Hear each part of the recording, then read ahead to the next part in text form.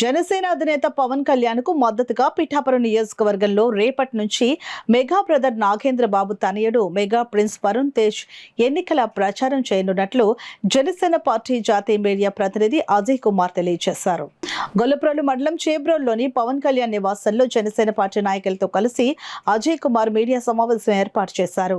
ఈ సందర్భంగా అజయ్ కుమార్ మీడియాతో మాట్లాడుతూ అధికార పార్టీ ఎన్ని కుట్రలు చేసినా పిఠాపురం నియోజకవర్గంలో అత్యంత మెజార్టీతో పవన్ కళ్యాణ్ గెలవడం ఖాయమని అన్నారు. ఈ సమావేశంలో పంచకర్ల సందీప్, జ్యోతుల శ్రీనివాస్, పిల్ల శివశంకర్ తదితరులు పాల్గొన్నారు. మళ్ళా గొడవల్లో మీటింగ్ ఉంటుందండి. ఆ మీటింగ్ తర్వాత మళ్ళా చందుర్తి మీదుగా వెళ్ళి ఫైనల్గా దుర్గాడలో పబ్లిక్ మీటింగ్ అండి.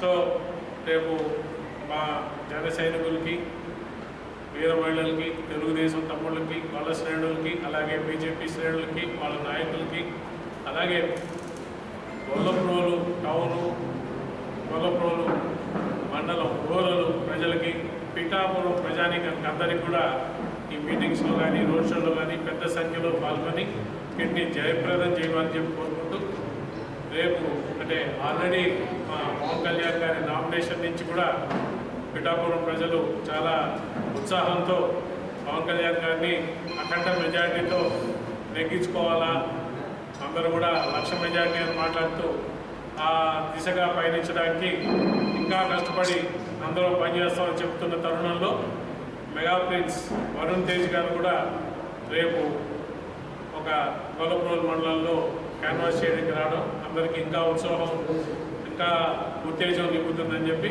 మేము అనుకుంటున్నాం. సో అందరూ కూడా పెద్ద సంఖ్యలో రేపు జరగబోయే ఈ వరుణ్ తేజ్ ప్రోగ్రాంలో పాల్గొని దీన్ని జయప్రదం చేయాలని చెప్పి కోరుకుంటూ థ్యాంక్ యూ. పవన్ కళ్యాణ్ గారి నామినేషన్ సక్సెస్ఫుల్గా it has been accepted. So ఇంక ఎటువంటి కాంట్రవర్సీలు లేవు.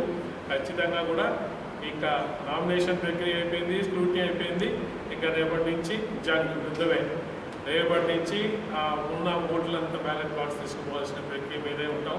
ఖచ్చితంగా కూడా అందరి ప్రజల్లో ఏ విధంగా అయితే 1,00,000 మెజార్టీలో ఉన్నా మేము ఇక్కడ పవన్ కళ్యాణ్ గారిని గెలిపించుకుంటామని పిఠాపుర వాసుల యొక్క, పిఠాపుర ప్రజల యొక్క కోరిక మనసులో ఉందో దాన్ని పూర్తి చేయాల్సింది మా సహకారం ఎంత కావాలో ఎన్ని చేస్తూ ఉంటాం.